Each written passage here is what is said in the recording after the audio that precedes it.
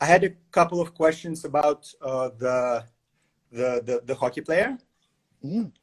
So I thought this would be like a good opportunity to just talk about him. Absolutely. So, for disclosure of the fam, Misha and I are collaborating on a hockey player together, and I did the remote session. But my man Misha, you are my go-to guy in all of Russia. So I'm glad you all were able to meet up. So yeah, talk to me. What questions do you have? Yeah, so he is very tall. He is 6'4", and narrow infrasternal angle. Like I didn't even need to measure it. It's like definitely very narrow. And yeah, so basically on the left side, both external and internal measures are limited. Humeral and hip? Yes, Okay. yes. Okay. So on the left side, he can't even get into the testing position for the shoulder flexion. And I had him do the shoulder flexion standing, because kind of like when he was laying down, his external rotation was full on both sides, and I could kind of get it here. But then I stood him up to make sure the thorax was like in a better position. It wasn't going backwards, and he couldn't get his elbow in the right position here just for testing. And then on the right side, there was like a little bit of flexion, but not much as well. So internal, external measures limited on the left side. And then on the right side, they're still limited, but definitely better than on the right. And the one thing that stood out is that hip abduction was more limited on the right than the left. So in my mind, he's being pushed forward on the left through left posterior compression, especially lower, and then pushed to the right. That's where the abduction is limited. So is that... Yeah, that's spot on. That's spot on. Absolutely. So when you see a drop off of both measures, you're looking at A to P compression with a forward push, and then so if I turn my pelvis this way, the femur is going to be in a position more of adduction, AD, and internal rotation. So if I'm more concentric, then that's going to lead to the abduction limitation. Yeah, for sure. So he had more, on the left. On the right side. And another thing, because he does play, because he's a professional player, it took like a very long time to get him to exhale properly, because he's like very concentrically oriented.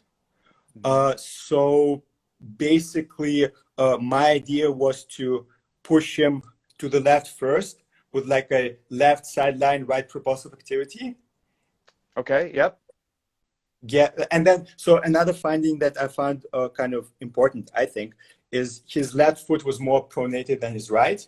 So that kind of tells you that he's being pushed to the right as well. So 100%. we did left sideline, right propulsive activity, and then we did. What did you say you did, Misha? I'm sorry to interrupt you. So the first one was left sideline, right propulsive activity. Yep. Got So, that one. What was the second one? supine cross connect. Okay. Left supine cross connect, right? So the idea was to push him back to the left and then bring him back on the left side. And yeah, so his measures improved. I was measuring his left hip because that was the most limited. And it wasn't nothing crazy. It was like, I think we went from 35 degrees external rotation to maybe about 45, 50. And then his internal rotation also increased from like 15 to 30. So something like that. And yeah, so I was wondering like what's the next step as far as this goes, because in my mind, like getting him into a half kneeling position with the left leg forward, because that's like the position that field hockey players get into a lot. So kind of working. So how do I get him from where I'm right now to that position? I guess that would be the question. Okay. So you have to look at the concept of filling the water bottle bottom up, right? So if your goal is to get the sacrum to maximally turn to the left, if I'm going to get the sacrum to turn left, I have to pass through all of the rotations to get there. So ER, IR, and then the terminal ER. So with the changes you got with these first two moves, did you get through the full phase of ER early, I should say? I believe so, because he was able to get his hip flexion on the left side to about 90. And it didn't seem, it's kind of hard to tell because he has a pretty narrow pelvis. So it's kind of hard to tell whether he is compensating through the pelvis or not. But it definitely felt lighter, and he said it felt better. So I believe we got early on the left. So then, well, a couple follow-ups. Did you check straight leg raise by chance, Misha? Yeah, so it was more limited on the left. It was about 50, 55 on the left and a little bit more on the right. Okay. So a couple things. You still might benefit from going after a bit more ER. And the reason why I say that is because you got a nice improvement on ER at 90, but it's not all the way. So I would try to get it to 60. Also, too, if you have a limited straight leg raise, and like the 50, 55 range is like right on the cusp where the external rotators start to morph more towards internal rotators. I believe if you look at the Newman article, at about 45 degrees of hip flexion, that's when they're about 50-50 contribution. They can kind of do either, but as you pass through that, it gets more towards IR. So I would say with those two things, and then also too, did you clear, what you said he had full external rotation? Yes, but then I stood him up for the shoulder flexion test because I pretty sure it's like the whole thorax just tipping backwards. Yeah. I measured him on the floor, so I'm sure if we were doing it on the table, it would go even like further. Okay, so then here's your other thing that would check to let you to give you an idea of if you're ready to go to the IR land, because that's where the half kneeling is inevitably going. So when you check shoulder flexion, do you check it actively or passively? So in his case, it was actively against the wall, like the standing shoulder test. Okay, so the one issue with the active shoulder flexion test is when you get to here, it presupposes that you have shoulder flexion all the way down up to that point. And a lot of times when you become a stickler testing wise, that may not be the case. I've had some people, when I test them passively, I try to pull them into position and they can't even get here. Like they're starting like this. So if you see someone like that, you know you don't have lower posterior.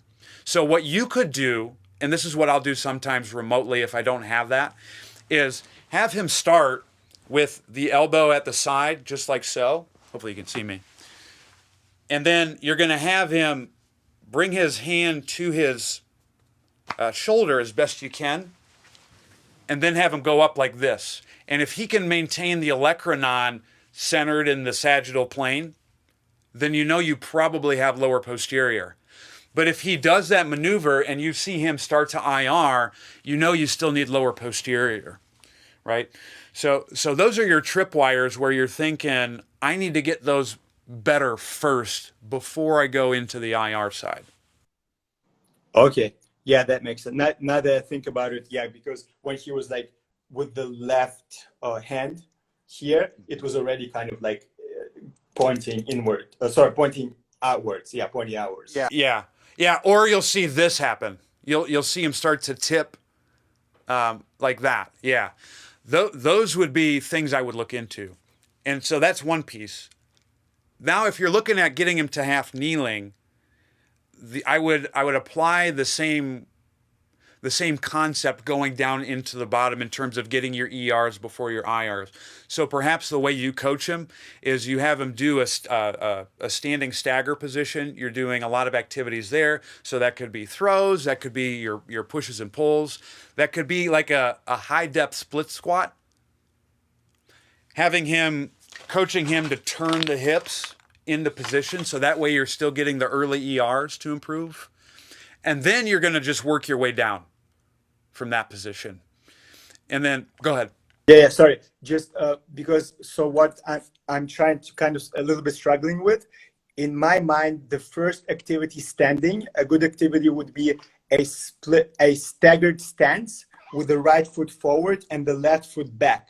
That way he can push to the left and back. So it's a kind of like chopping activity in that position. But then eventually, I think, especially for his sport, it will be good to get him into a half kneeling position with the left foot forward. So I'm kind of like, how do I go from the staggered stance with the left foot back to the half kneeling with the left foot forward? And even in your opinion, is that a good goal? Or maybe I should have something else as far as like the end terminal activity? Well, given what we've seen of what he does when he plays, so folks, for those tuning in, this is a guy who, when he's got to get low to the ground for his sport, it's all low back. Like instead of this changing levels through the pelvis, he kind of does this. Creates that forward bend. And so what that tells us is perhaps he has an inability to create internal rotation through the pelvis. So all he does is use his lower back to try to get into position. So I think you could utilize the move that you're talking about. I also think you could do left foot forward, right foot back stagger, but then you're coaching him to create a shift towards the left hip. That way you're getting kind of early phase ER and late phase ER. You see what I'm saying? Because if you have the right foot in front, left foot back, that's going to turn the pelvis maximally to the left, which we want. But there's also a benefit to getting the early phase as well, because that way you're kind of covering both your bases. And so what I would do in that case then, I think the way you work it is you start at high depth, and then you could use both of those moves and just progressively get lower and lower and lower, ensuring that he maintains good technique. And what I would say good technique is he keeps his back leg in line with his thorax as best as possible as he goes down. His tendency as he goes down, regardless of leg, most likely, is as he descends, instead of keeping the leg straight down, he's going to swoop everything forward. Because when you see that, Misha, that's going to be a posterior orientation through the lumbar spine, and that's what creates the sweep. Yeah, for sure. So those would be the things I would think about. And I think the moves you could utilize, I think the chop is a great choice. Iso holds into the split squat are a great choice. You could even do, any type of cable presses, anything like that. You could do fake throws into that position as well, I think, progressing to that. So I think where you're thinking is spot on.